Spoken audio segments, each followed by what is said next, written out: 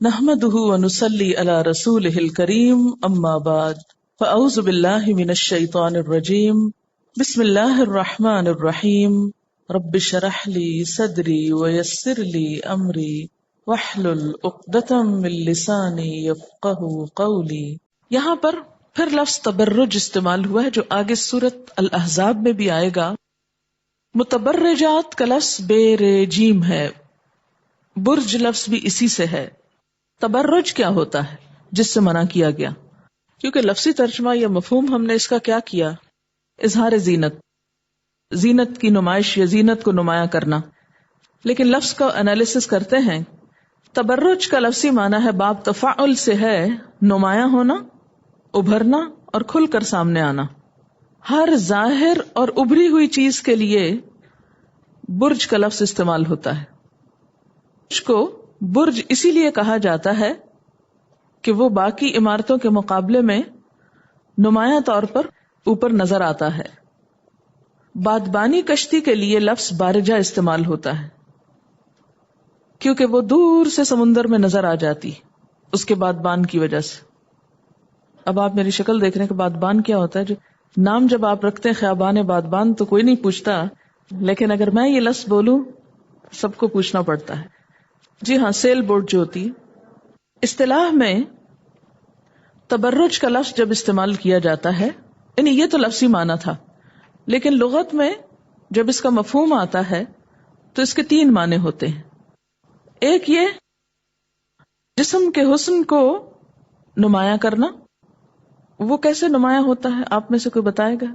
حسن کو نمایاں کرنا، مثلا چہرے پہ فاؤنڈیشن کریم لگا کر اس کو بالکل سفید کر لینا تو نمایاں ہو گیا نا، پرومیننٹ ہو گیا. یعنی عام دھلا ہوا چہرہ جب ہوتا ہے تو وہ نمایاں نہیں ہوتا، لیکن جب اس کے اوپر کچھ لگ جاتا ہے، ہونٹوں پہ کچھ لگ جاتا ہے تو وہ نمایاں نظر آنے لگتے ہیں. اگر نہ لگا ہو تو وہ چہرے سے ملتے جلتے ہی نظر آ رہے ہوتے ہیں عام طور پر. اسی طرح آنکھوں پہ اگر کچھ نہ لگا ہو تو کیا ہوتا ہے؟ وہ اتنی نمایاں نہیں ہوتی، لیکن آپ کاجل اور بناوٹ کی چیزیں لگا لیں تو اس سے کیا ہوتا ہے؟ وہ نمایاں نظر آنے لگتی. اسی طرح باقی چیزیں بھی. تو جسم کے حسن کو نمایاں کرنا، لوگوں کو دکھانا. دوسرا، لباس اور زیور کی شان دوسروں کے سامنے نمایاں کرنا. تیسرے، چال ڈھال اور جسم کی حرکتوں سے خود کو نمایاں کرنا، جیسے سڑک پہ چلتے ہوئے ایسا ڈریس پہننا، ایسا کٹ پہننا کہ جس سے سب کی توجہ عورت کی طرف مبذول ہو جائے. یہ تشریح اس لفظ کی اکابر اہل لغت اور مفسرین نے کی ہے. مجاہد، قتادہ اور ابن ابی نجیح کہتے ہیں کہ التبرج المشی بتبختر و تکسر و تغنج. اس کا ترجمہ ہے، تبرج کے معنی ہے ناز و ادا کے ساتھ لچکے کھاتے اور اٹھلاتے ہوئے چلنا. وہ خود ہی انہوں نے لفظ بول لیا ہے، کیٹ واک. التبرج یعنی ایسی چال مردوں کے سامنے نہیں چلے. یاد رکھیے کہ یہ سب کچھ جو نمایاں کرنا ہے یہ عورتوں کے بیچ میں نہیں، یہ مردوں کے سامنے اس ساری نمائش کی ممانعت ہے. کیونکہ سب سے پہلے کیا کہا؟ کرنا فی بیوتکن ولا تبرجنا تبرج الجاہلیت الاولی. تو ظاہر کرنا، نمایاں کرنا مراد گھر میں تو نہیں، اس سے مراد باہر جا کر ہے. یعنی عورتوں کو مردوں کے سامنے یا لڑکیوں کو جو بھی بالغ ہو جائیں مردوں کے سامنے اس طرح کی چال نہیں چلنی چاہیے. اس سے پھر آپ دیکھیں کہ وہ ڈانس جو مردوں کے سامنے کرتے ہیں اس کی تو کہیں بھی کوئی گنجائش اور اجازت رہ نہیں جاتی. پھر اسی طرح مقاتل کہتے ہیں ابداء قلائدها وقرتها وعنقها. تبرج کا معنی ہے عورت کا اپنے ہار، اپنے بندے اور گلا نمایاں کرنا. یعنی حجاب اس طرح پہنے کہ وہ کان کے پیچھے چلا جائے تو کانٹے نظر آئے، گلے کے پیچھے چلا جائے تو گردن نظر آئے، اور جو زیور وغیرہ پہنا ہے وہ پوری طرح نمایاں ہو. یہ تبرج میں آ جاتا ہے. مبرد کا قول ہے، یہ ایک لغوی ہے، مبرد کا قول ہے کہ عورت اپنے وہ محاسن ظاہر کر دے جن کو اسے چھپانا چاہیے. یعنی خوبصورتی کی وہ چیزیں جن کو اللہ تعالیٰ نے چھپانے کا حکم دیا، جیسے سورۃ نور میں گزرا ہے کہ وَلْيَضْرِبْنَ بِخُمُرِهِنَّ عَلَى جُيُوبِهِنَّ کہ وہ اپنے دوپٹے، خمر خمار کی جمع، خمار دوپٹے کو کہتے ہیں، اپنے سینے پر ڈال کر رکھیں، کیونکہ تبرج میں سینے کا نمایاں کرنا بھی آ جاتا ہے، کیونکہ تبرج کا لفظی معنی کیا ہے؟ ابھار یا ابھر کر سامنے آنا۔ ابو عبیدہ کہتے ہیں کہ ان تخرج من محاسنها ما تستدعی به شہوت الرجال، عورت اپنے جسم اور لباس کے حسن کو اس طرح نمایاں کرے جس سے مردوں کو اس کی طرف رغبت ہو، اٹریکشن ہو، شہوت ہو۔ یہاں عربی میں لفظ شہوت استعمال ہوا ہے، یعنی مردوں کے جذبات کو بھڑکانے والا لباس، ناز و انداز اور وہ تمام چیزیں استعمال کرنا۔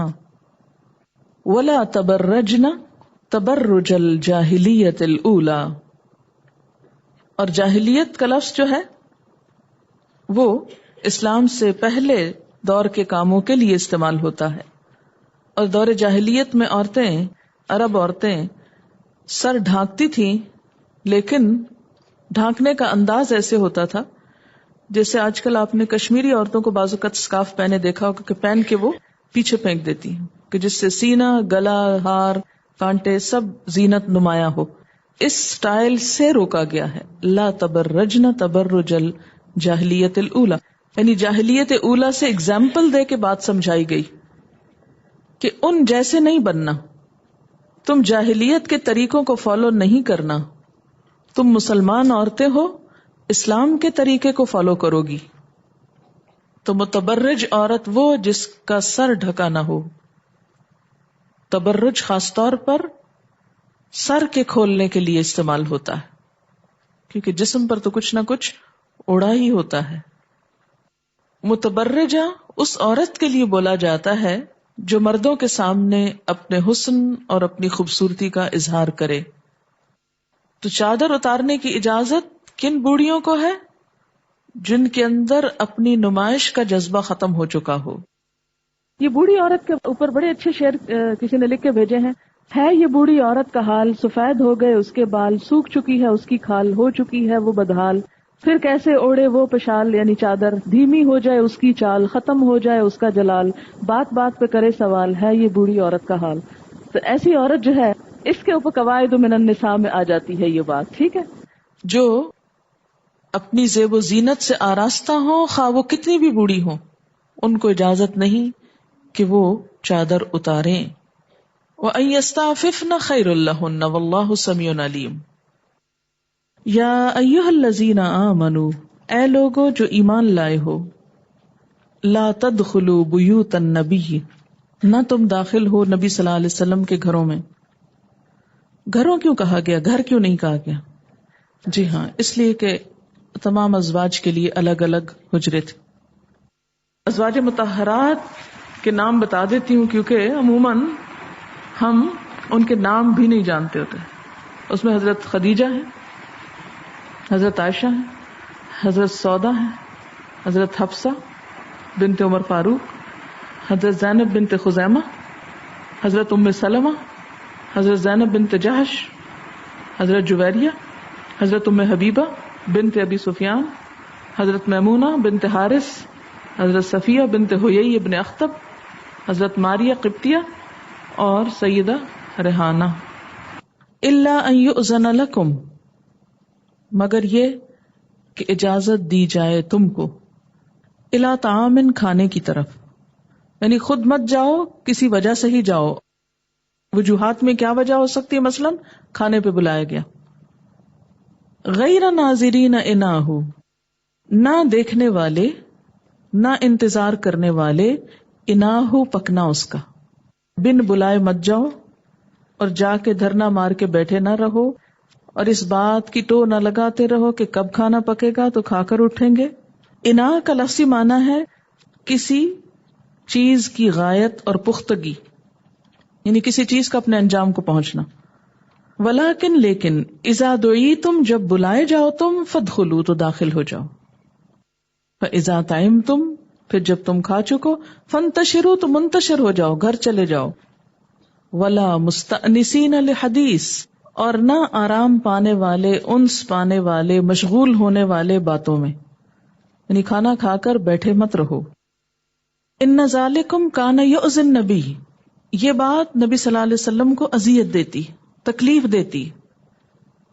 اور یہ ایک حقیقت ہے کہ کسی بھی بامقصد انسان کی زندگی میں ایسے کام بہت تکلیف کا سبب ہوتے ہیں. مثلاً آپ اگر دین کی تبلیغ نہیں بھی کر رہے، کوئی جاب بھی کر رہے ہیں، کوئی اور آپ کا ایسا کام ہے کہ جس میں آپ کو یکسوئی چاہیے، آپ لوگوں سے میل ملاقات بھی چاہتے ہیں، جانا بھی چاہتے ہیں، بلانا بھی چاہتے ہیں، لیکن صرف اس وجہ سے کٹ گئے ہیں ہر چیز سے کہ یہ سب کچھ ایک آفت بن گیا ہے کہ اگر کہیں چلے گئے تو جان نہیں چھوٹے گی، واپس نہیں آ سکیں گے، اور اگر کسی کو بلا لیا تو مصیبت میں پھنس جائیں گے.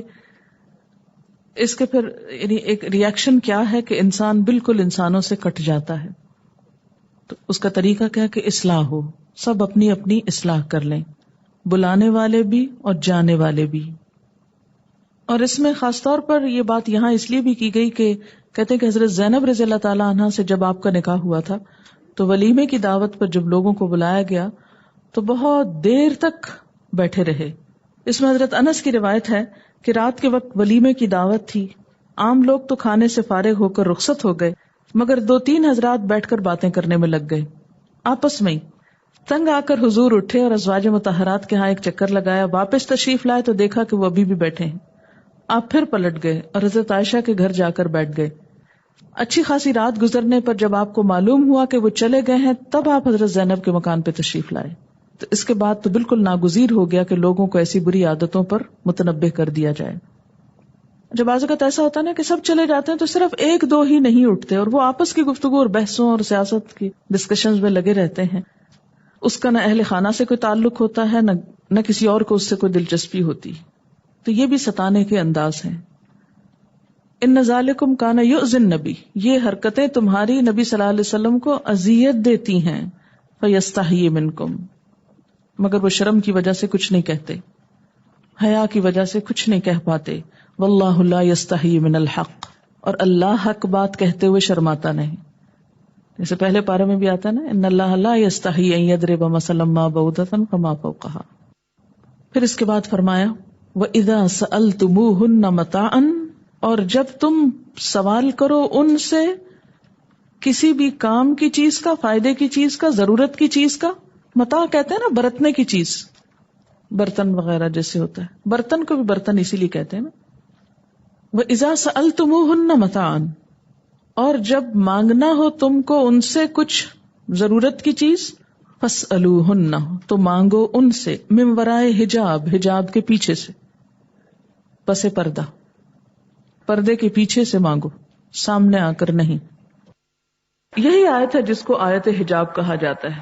بخاری میں حضرت انس بن مالک کی روایت ہے کہ حضرت عمر رضی اللہ تعالی عنہ اس آیت کے نزول سے پہلے کئی بار حضور صلی اللہ علیہ وسلم سے عرض کر چکے تھے کہ یا رسول اللہ صلی اللہ علیہ وسلم، آپ کے ہاں بھلے اور برے سبھی قسم کے لوگ آتے ہیں. یعنی ظاہر ہے کہ ایک نبی کا گھر ہے اور ہر طرح کے ضرورت مند لوگ آتے ہیں اور اس میں کوئی رکاوٹ تو کھڑی نہیں کی جا سکتی تھی. کاش آپ اپنی ازواج مطہرات کو پردہ کرنے کا حکم دیتے.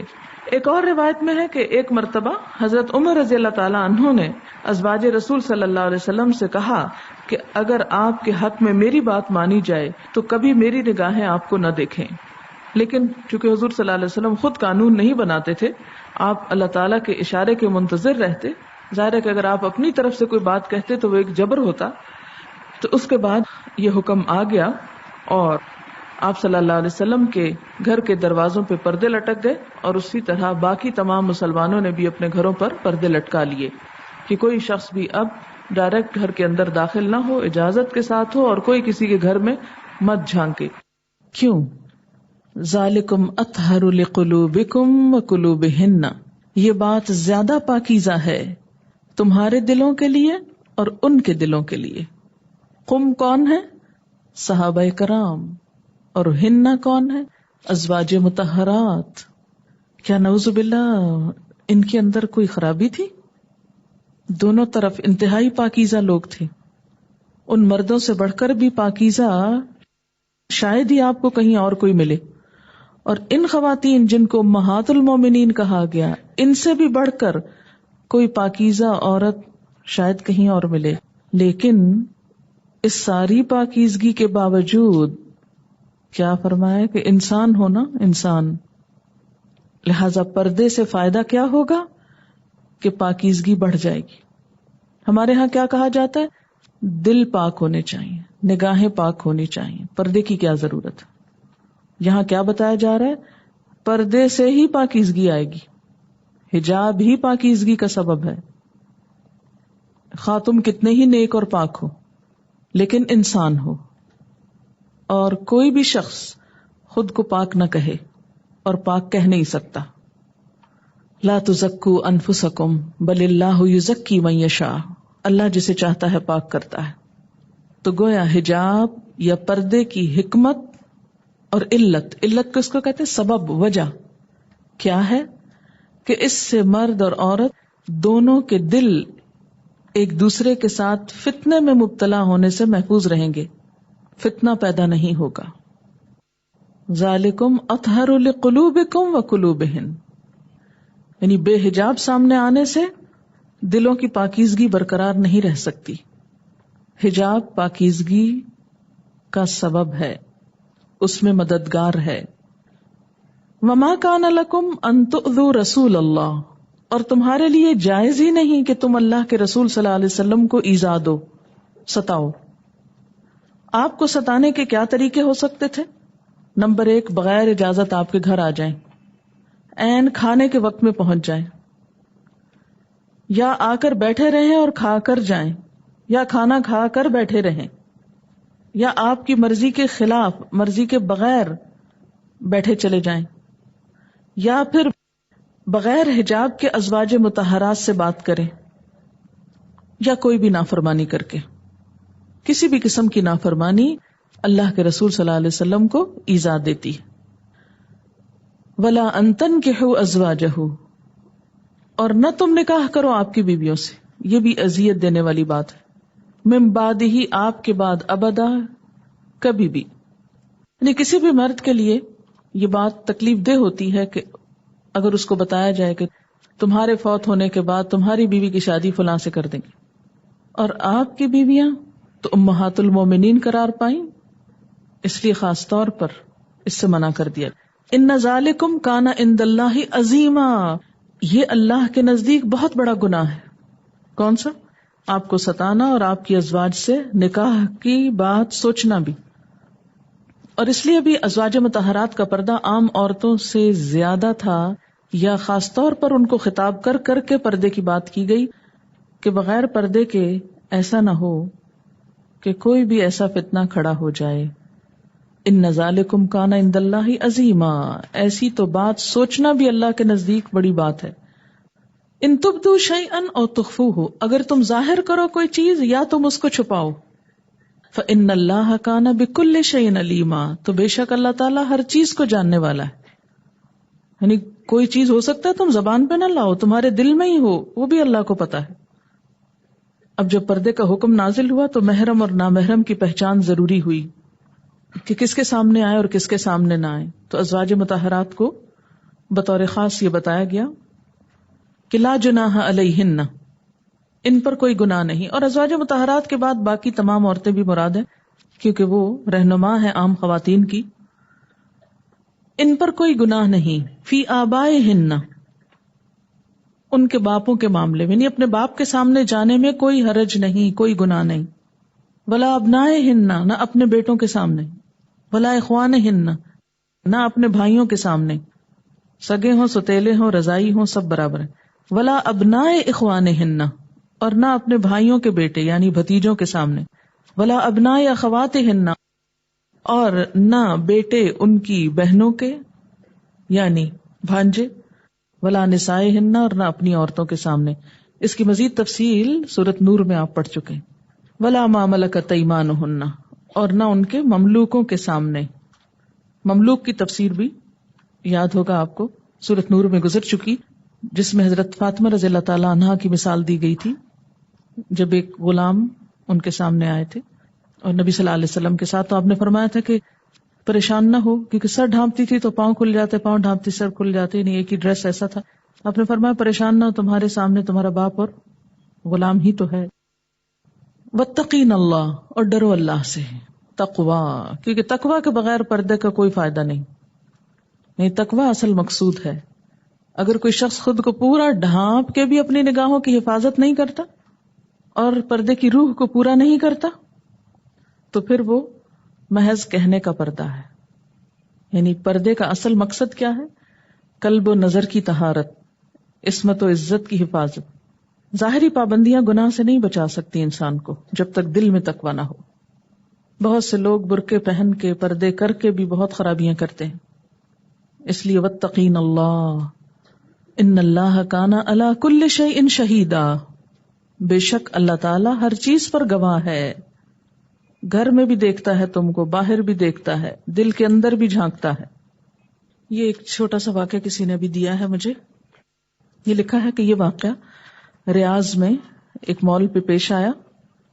یہ ایک ایسا حقیقی واقعہ ہے جو رمضان کے آخری ہفتے میں پیش آیا، الفیصلیہ ٹاور مال ریاض میں، یہ جگہ کا نام بھی لکھا ہوا ہے۔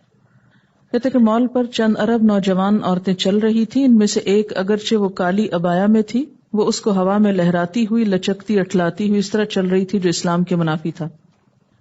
اس نے عبایا کے اندر شارٹ ڈریس پہنا ہوا تھا اور جسم کے وہ حصے نمایاں ہو رہے تھے جو چھپانے چاہیے تھے۔ پولیس کا سپاہی اس کے پاس آیا اور اس سے کہا کہ وہ اپنے آپ کو ڈھانپے اور اس طرح بے باکی اور بے شرمی سے خود کو نمایاں نہ کرے۔ اس نے اس عورت سے کہا کہ اسے موت سے ڈر نہیں لگتا کہ اگر ابھی آ جائے تو اس کی کیا حالت ہوگی، اور وہ اپنے اس عمل کا اللہ کو کیا جواب دے گی۔ عورت نے تکبر کا مظاہرہ کرتے ہوئے اپنے بیگ سے موبائل فون نکالا اور کہنے لگی، اپنے خدا کو فون کرو اور اس سے کہو مجھ سے بات کر لے۔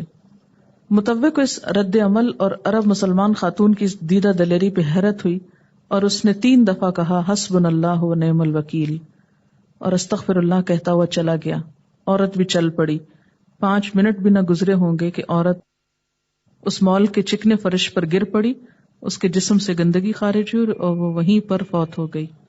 یا ایہا النبی، اے نبی صلی اللہ علیہ وسلم، قل لازواجک، آپ کہیے اپنی بیویوں سے، وبناتک، اور اپنی بیٹیوں سے، ونساء المؤمنین، اور مومنوں کی عورتوں سے، اہل ایمان کی عورتوں سے، کیا کہیے؟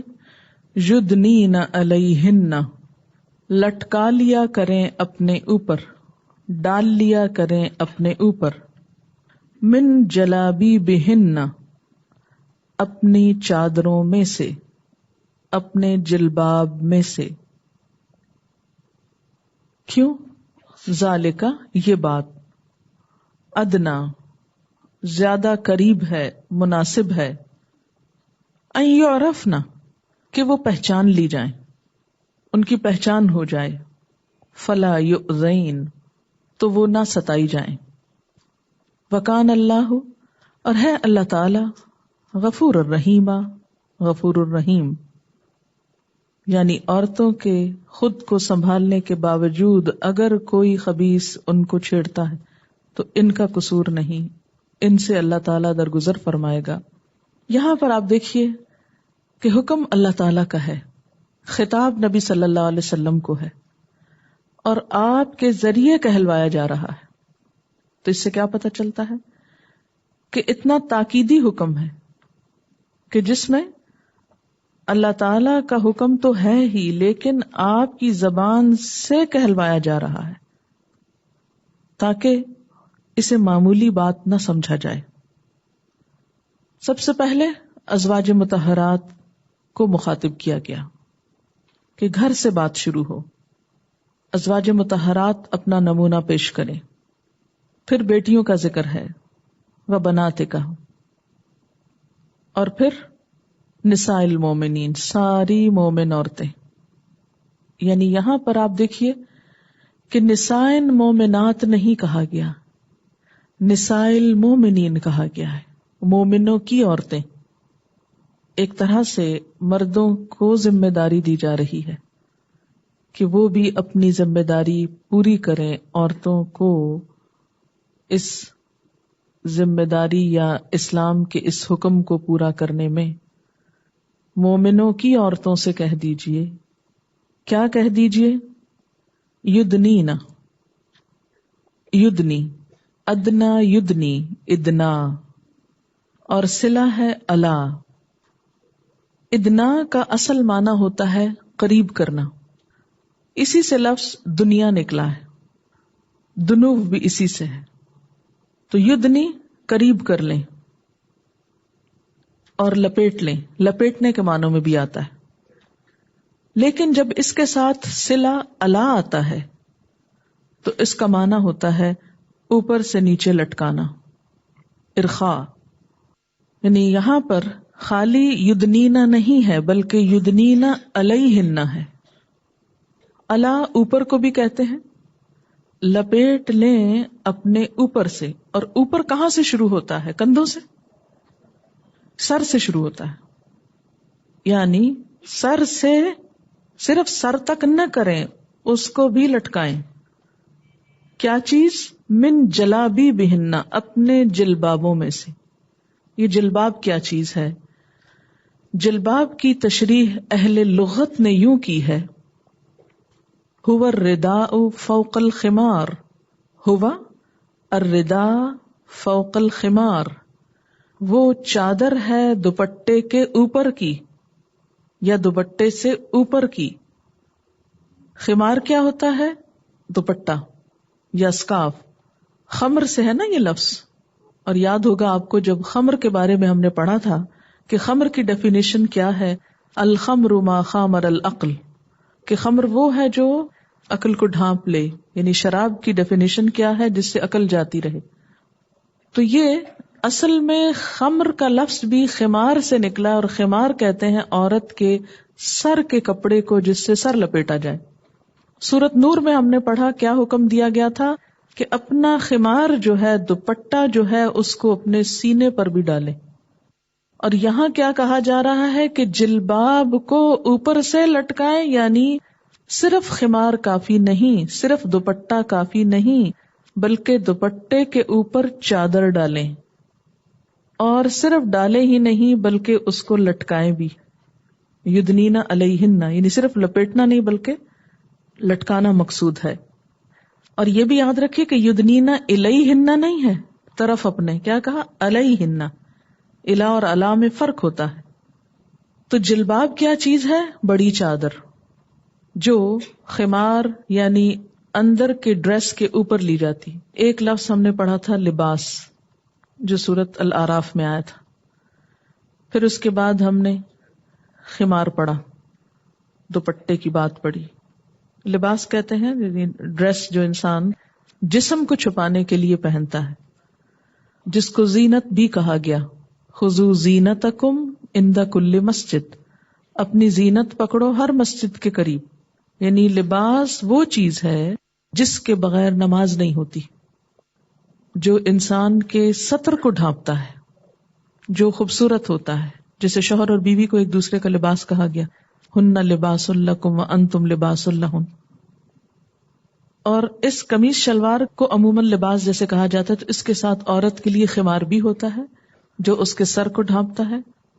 تو کیا حکم ہے کہ وہ خمار چھوٹا نہ ہو کہ جس سے سینہ نظر آئے، بلکہ خمار لمبا ہو جس سے سینہ ڈھک جائے۔ اور یہاں پر کیا حکم ہے کہ خمار اور لباس کے اوپر کیا پہنا جائے؟ جلباب پہنا جائے۔ اور جلباب کی ضرورت گھر میں نہیں ہوتی، جلباب گھر سے باہر کا لباس ہے، گھر کے اندر لباس ہی کافی ہے۔